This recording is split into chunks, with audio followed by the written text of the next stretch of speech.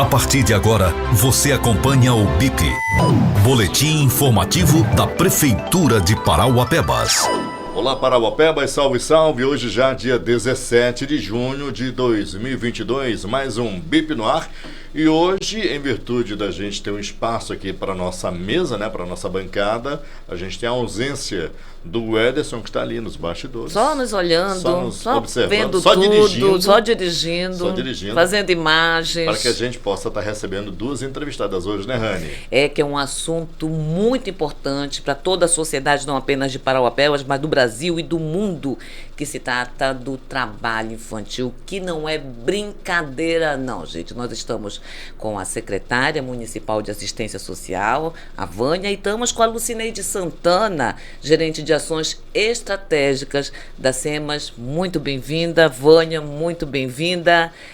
Lucineide, que é a primeira vez que está no BIP, inclusive. Tudo bem, secretária? Tudo bem, a gente agradece, né? Mais uma oportunidade de estar aqui hoje no BIP, que a gente venha colocar um pouco mais sobre o trabalho infantil, né? A Secretaria de Assistência Social tem toda uma programação esse mês de junho com o combate do trabalho infantil. Inclusive, nós iniciamos nossos equipamentos, CRAS e CREAS, o apoio do Conselho Tutelar, CONDICAP, nas escolas, né? Porque é onde tem um grande número de crianças e adolescentes, e precisamos colocar para as crianças, para as mães e para os pais, de forma ideal, que o trabalho infantil é crime, mas também temos que colocar o que é o trabalho infantil. Só um momentinho. É porque a gente, antes de tudo, antes de começar já com a entrevista propriamente dita, é importante frisar os dados desses trabalhos aqui no Brasil, porque são números bem alarmantes. Eu estava consultando a Pesquisa Nacional por Amostra de Domicílio Contínua, o PNAD, do IBGE, que dá conta que antes da pandemia, em 2019, no Brasil foram registrados 1.758.000 casos de crianças e adolescentes com idade entre 5 e 17 anos exercendo trabalho infantil. Isso antes da pandemia, né, que foram os últimos dados oficiais. E aqui no Pará, e também em 2019, são últimos dados oficiais, nós tivemos 118.768 crianças e adolescentes trabalhando quando deveriam estar estudando, não é, gente? Exatamente. E aqui em Parauapebas, vocês têm esses números com certeza? Sim, hoje nós temos de dados 317 casos, né? Que chegou até a gente, inclusive nós encaminhamos para a rede, porque precisamos tomar alguma providência e colocar para as famílias o que é o trabalho infantil, e a gente precisa combatê-lo. Daí a campanha, né, secretária? Que Exatamente. Começou este mês, no início do mês, e vai até quando? Vai até dia 5 de julho, né? Nós começamos, como eu coloquei anteriormente, dentro dos nossos equipamentos, CRAS, CREAS e escolas. Fizemos uma caminhada no dia 10, né? E fizemos também um seminário no dia 14, que foi na terça-feira. Graças a Deus tivemos resultados significativos, porque quando a gente mobiliza um quantitativo X de pessoas, é porque elas compreenderam que é necessário se mobilizar para que a gente venha falar desse tema. E aí nós temos na Paulo Fonteles, dia 28, né? Inclusive vai ser... Dia 28 agora de junho. Isso, 28 de junho, vai ser à noite, porque é um momento que a gente identificou que é melhor para que a gente consiga um número também maior de pessoas. E vamos finalizar dia 5 de julho, né? Vai ser na Vila Sansão. E porque é importante essa campanha, vocês estavam conversando agora há pouco, até para mobilizar a população. Na verdade, é um trabalho de conscientização.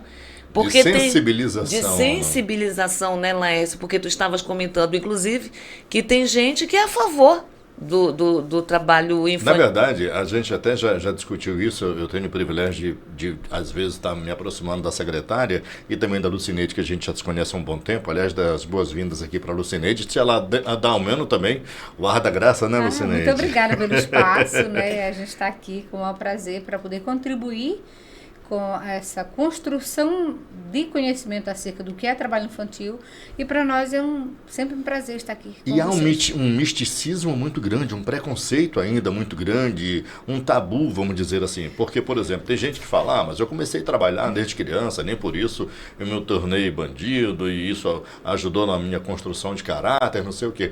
Mas existem casos, eu acho que a gente tinha que aproveitar esse espaço, inclusive, para estar desmistificando isso, né, Lucineide? Tudo perpassa por uma questão de conhecimento. Né? Uhum. E é exatamente por isso que as ações estratégicas do Programa de Erradicação do Trabalho Infantil, elas acontecem continuadamente durante o ano inteiro.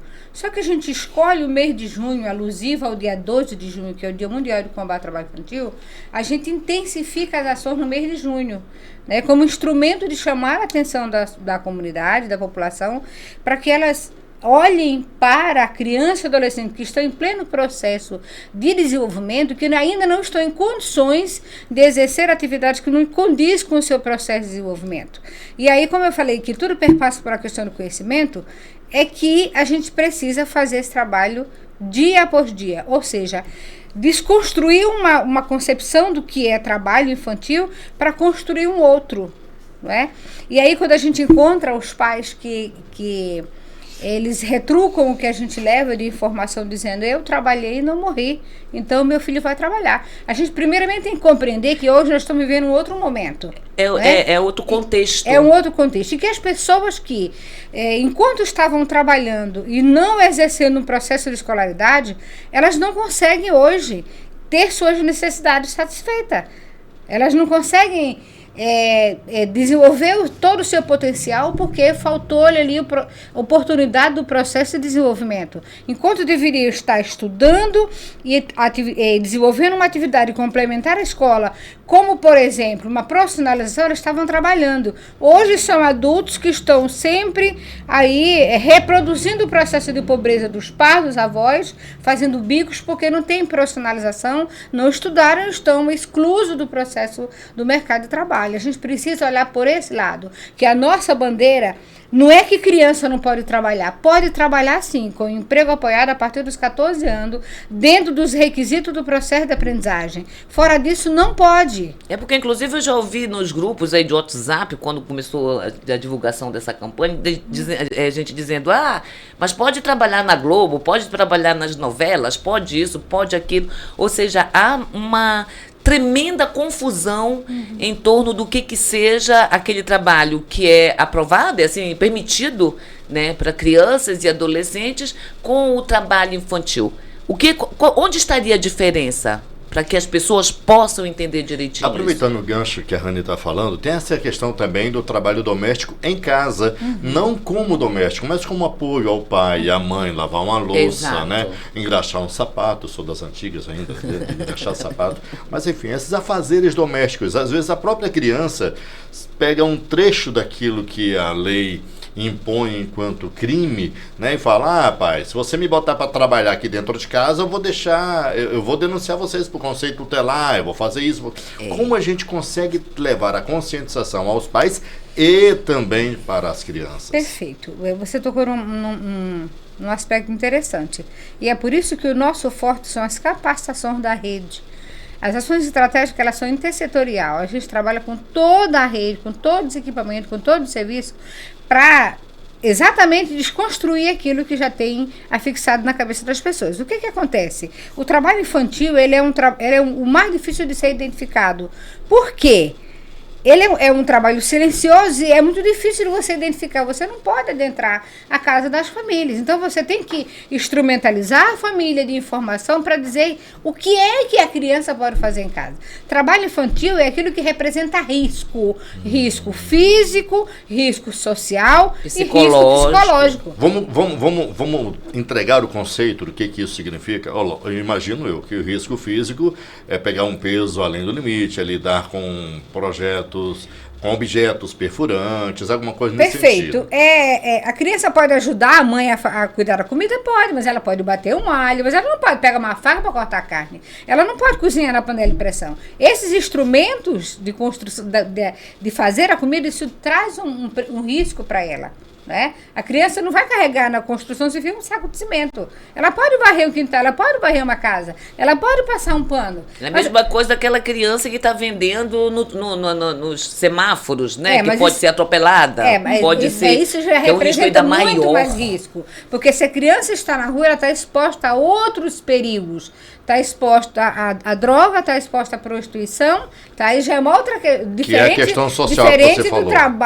do trabalho infantil doméstico, do qual a gente estava se referindo. Entendi. E que precisa os pais conhecerem e medir, O que é que pode e o que não pode fazer. O que representa risco e o que não pode. Agora, quando a gente ultrapassa a questão do trabalho de rua, de vendas de produto, isso se torna muito mais perigoso, porque ele perde ali o cuidado do olhar do pai. Ele está na rua, sozinho, não tem noção da gravidade dos perigos, por estar em processo de desenvolvimento, e aí ele está ali exposto. A criança é muito fácil de ser enganada. Está vulnerável ali, vulnerável, né? À droga, a seu aviãozinho, ao tráfico, ao abuso, à exploração sexual. A ser aliciado de todas as formas. De todas as formas. E os pais precisam compreender isso. E a gente fica, de uma certa forma, reflexivo no sentido de que, quando você começa a fazer um trabalho de conscientização, as pessoas vêm falar, mas como você falou anteriormente, não pode trabalhar, mas pode matar. Não, não pode matar. Quem disse? Onde é que está dizendo que criança pode matar? Onde é que está dizendo que pode roubar? Agora, nós não podemos estigmatizar dizendo que é melhor trabalhar do que roubar. É melhor trabalhar do que estar na traficante. São comparações até absurdas. Não tem somente Ridículas, essas duas alternativas.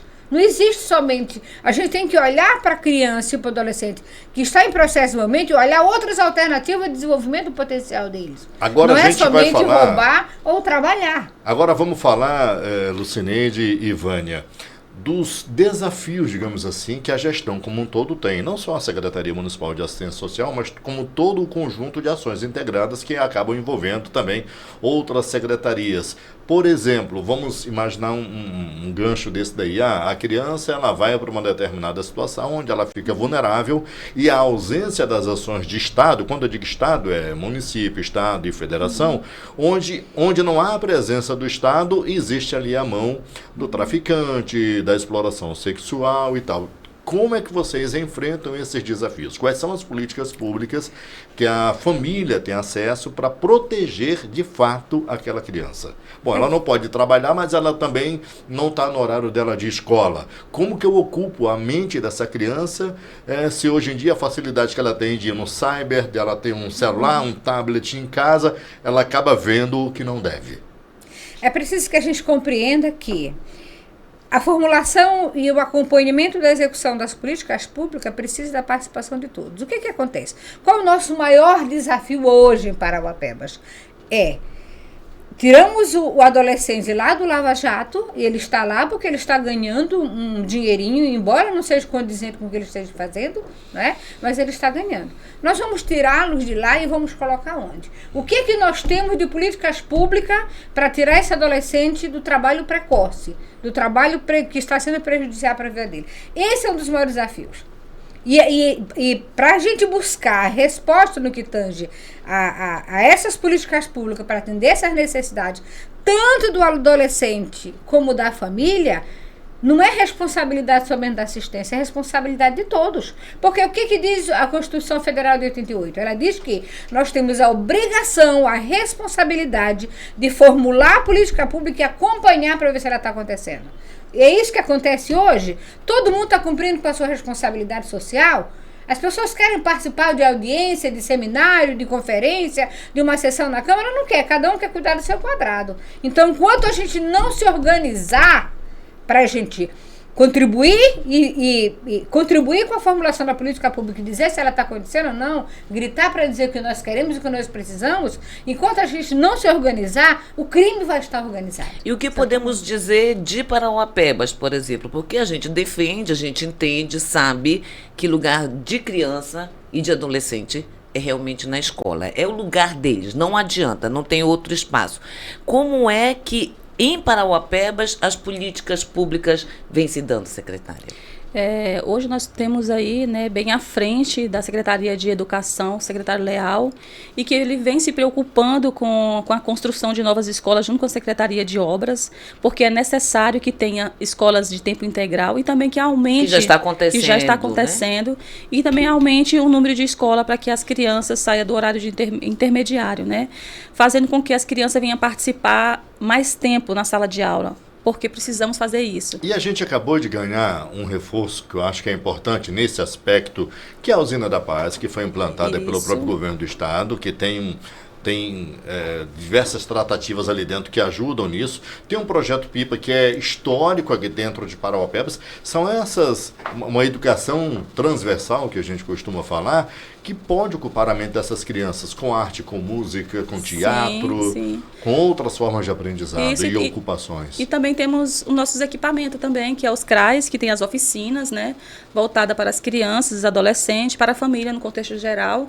Então, assim, a gente vem trabalhando gradativamente, nos planejando, fazendo um diagnóstico de onde é que está a deficiência, para que a gente venha também executar. E quando o problema da família, secretária, dói onde dói na sociedade como um todo, que é no bolso. Né?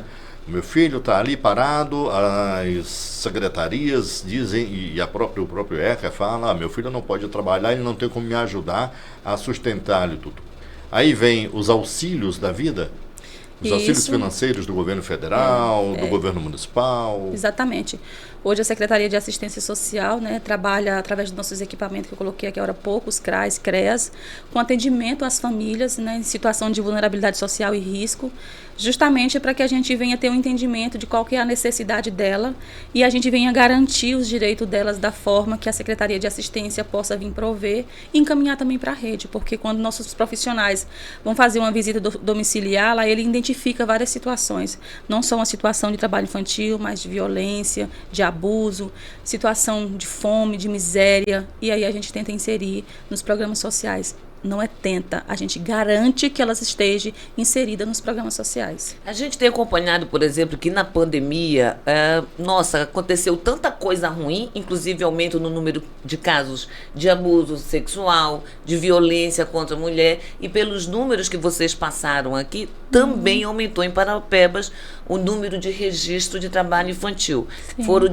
317 casos durante aí a pandemia, 2021 para cá, e esses casos, eles são mais o quê? Onde foram identificados, quais os locais identificados, em que circunstâncias, em que circunstâncias crianças e adolescentes estão trabalhando?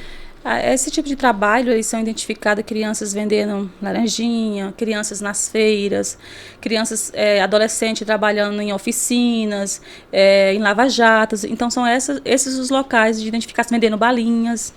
Vocês conversam com as famílias quando identificam? Sim, é obrigada a gente conversar com as famílias, porque a gente precisa informar para elas que esse trabalho faz com que a criança tenha a sua vida praticamente rompida, porque ela está vulnerável a várias situações, e também que a gente tem que garantir que elas estejam nos programas sociais, na educação, porque o lugar de criança é na escola, que a criança tem que estar na escola. Lucineide está doida para falar alguma coisa, mas eu queria te dar um gancho, Lu, rapidinho.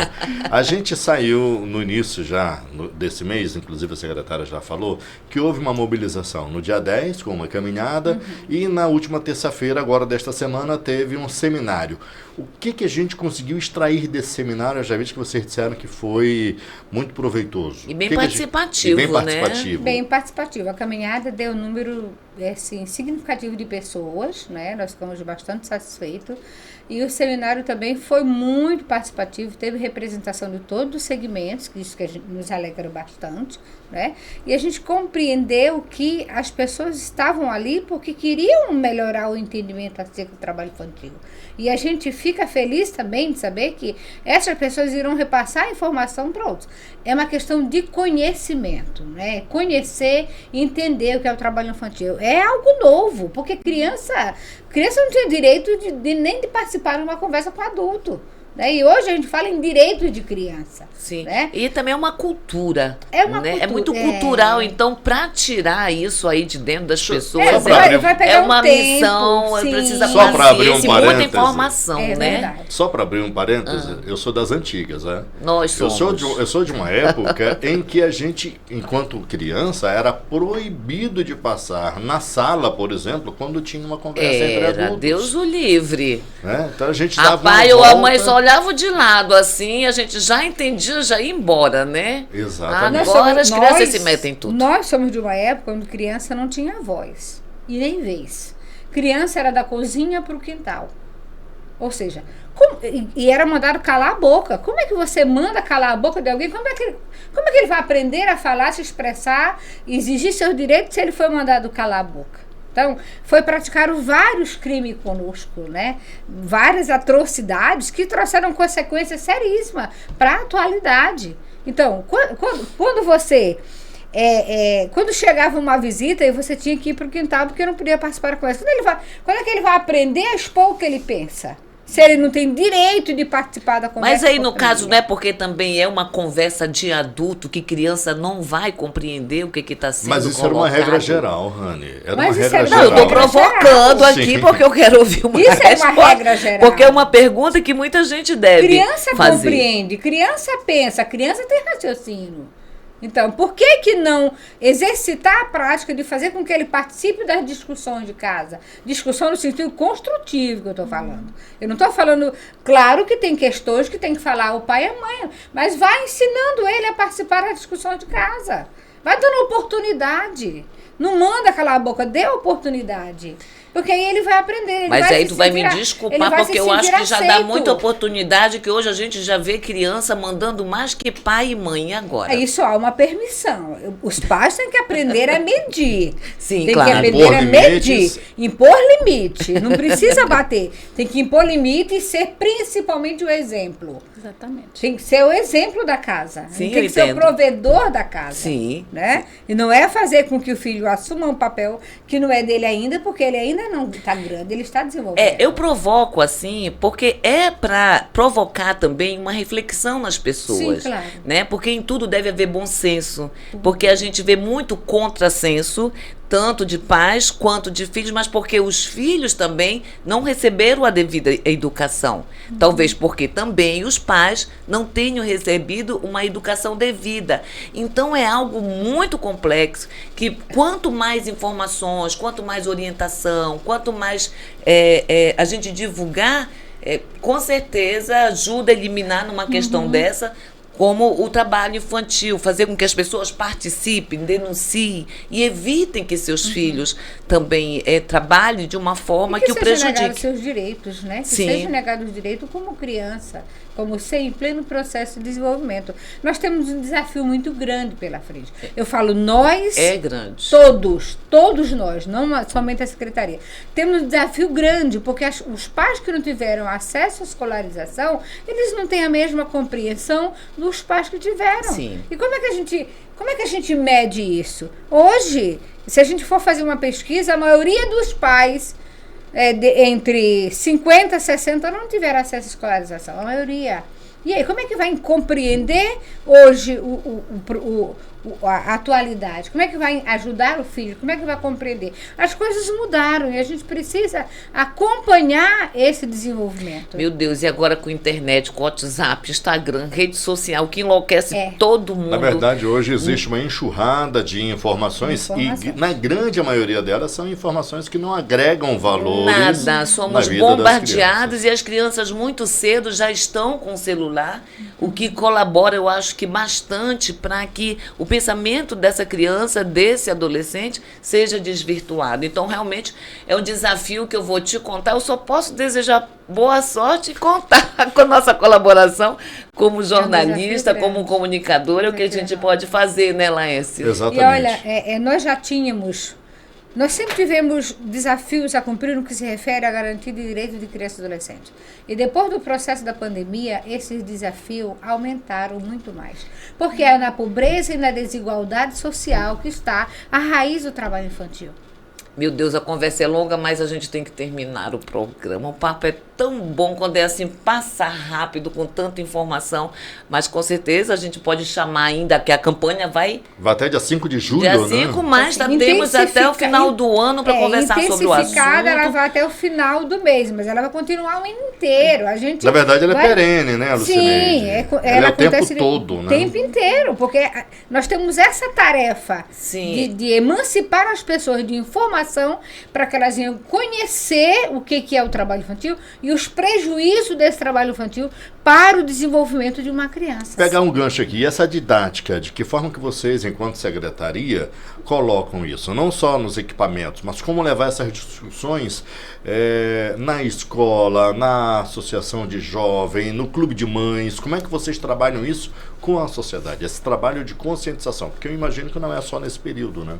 Depende de cada segmento. Por exemplo, com a educação, como a educação tem uma agenda enorme de trabalho para cumprir ali, a gente já trabalhou com todos os professores, precisamos voltar a fazer isso, para que os professores levem essa informação para a sala de aula e seja um instrumento de identificar Ela tem mais essa, identificar precocemente a criança que está em situação de trabalho infantil, porque ela tem características. A criança que está trabalhando, ela não se interessa pelo estudo, ela dorme, ela está cansada. Então, o professor tem um papel enorme na sala de aula.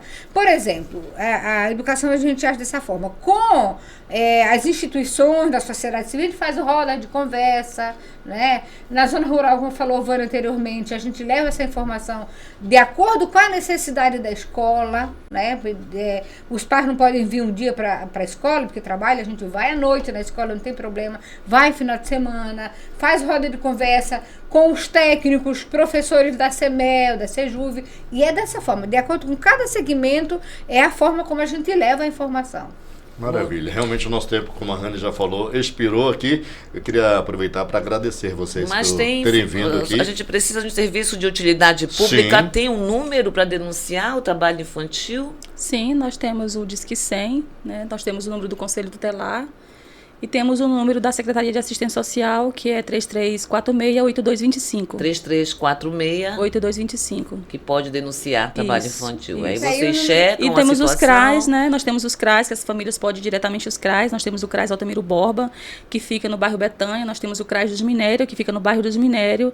E também temos o CRAs da Paz, que fica lá no complexo do Jardim Canadá, o Nova Carajás. Então, nós temos equipamento em toda a cidade que dê Inclusive na zona rural? Inclusive, nós temos as equipes técnicas da zona rural. Nós temos aqui, que vamos inaugurar logo no dia 21, a equipe volante da Palmares 2. Spoiler! Spoiler! Então, vamos lá, dia 21 para o pessoal da Palmares, 1 ou 2? 2. Na Palmares 2, Palmares será CRAS inaugurado volante. um CRAS volante lá. A equipe volante referenciada no CRAS Altamiro Borba. Olha, boa notícia para a zona rural, tá vendo? Exatamente.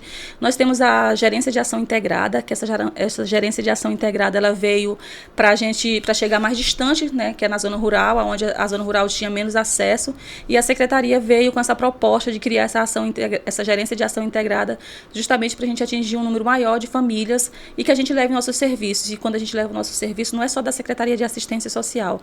Por isso que fala gerência de ação integrada, são todas as políticas públicas que nós temos no município de Parauapebas. E a gente quer agradecer a vocês por mais essa oportunidade.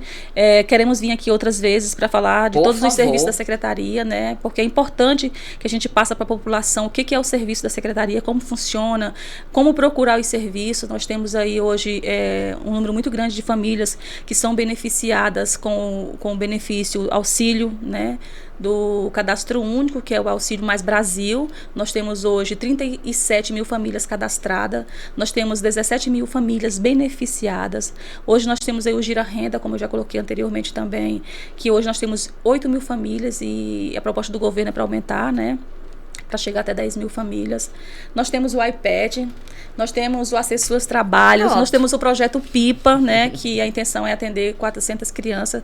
Nós atendi anteriormente, era 200, e a proposta é para voltar logo em agosto para 400. Nós estamos querendo atender 400 crianças daqueles complexos ali do Tropical, Ipiranga, e como veio o Ter Paz justamente para ajudar, porque lá existe vários serviços, sim. O Ter Paz, você fala, é a Usina da da Paz. É a Usina da Paz, né, Aham. que tem os serviços... Que é também no complexo do Tropical. Que é no complexo do Tropical. Então, assim, vamos utilizar também aqueles espaços, porque os espaços é para atender os serviços da comunidade, e nós vamos utilizar para ofertar nossos serviços também. Maravilha. Nosso tempo está voando, mas eu queria fazer um rápido comentário aqui. A gente está vendo que diversas obras de infraestrutura estão sendo implementadas no município. Por exemplo, o Parque dos Ipês, que vai ficar exatamente ali próximo ao Tropical. E eu queria fazer um apelo aqui para a própria sociedade. Assumam essas praças. Não deixem que meliantes tomem conta, porque é lá que essas políticas públicas de cultura, de diversidade cultural são lazer. aplicadas, esporte, lazer e tudo. Então, ocupem, sociedade, ocupem. A praça é do povo, como já diz o praça é do poeta. povo. Né? Eu quero só deixar mais um recadinho aqui para a população, e para as outras políticas públicas, que a gente precisa intensificar a nossa política de prevenção. Porque quando a gente previne, nós deixamos de mais crianças na rua, mais crianças em situação de vulnerabilidade social, nós deixamos menos crianças, certo? Fora das escolas, então a gente precisa trabalhar a prevenção. em todos os aspectos. Porque Prevenção para a proteção das para crianças. proteção, né? exatamente. Quando eu estou falando da sociedade assumir as praças, os eventos públicos, não são com aqueles funks proibidões não, tá, gente? Estou falando para a sociedade que quer brincar com seu filho, quer andar de bicicleta, quer jogar uma bola. E quer vem praticar. vários espaços Não é? de lazer aí que vão ser inaugurados, Exatamente. inclusive pelo Prozap, né? E que a gente precisa e tem que cuidar como cidadãos. Obrigado, Vânia Monteiro, secretária municipal de assistência social. Obrigado, Lucineide Santana, gerente de ações estratégicas da Secretaria de Assistência Social. Obrigado, Rani. A gente tem que correr. Temos que correr e obrigada também para vocês duas. A entrevista foi maravilhosa, o bate-papo foi maravilhoso. A gente vai convidar vocês novamente porque tem muitos assuntos interessantes para a gente conversar. E para você, um ótimo final de semana. A gente se vê na outra sexta-feira. As suas considerações, secretária. Obrigada, né, por nos atendê-lo e por nos dar essa oportunidade de passar essa informação à população de Parauapebas, porque a população informada, ela sabe onde buscar seus direitos e os direitos são para ser garantidos. Bom final de semana para ti Nós também. agradecemos pelo espaço e parabenizar vocês por estar preocupados em proporcionar momentos como esse para informar as pessoas dos seus direitos, como disse a Vânia. Muito obrigada mesmo pela oportunidade. Obrigado a vocês. Eu estou de volta na próxima segunda-feira com o nosso BIP diário e na sexta-feira com mais um BIP aqui rechonchudo. Bom final de semana, fique com Deus, até a próxima. Tchau, gente. Você ouviu o BIP, Boletim Informativo da Prefeitura de Parauapebas.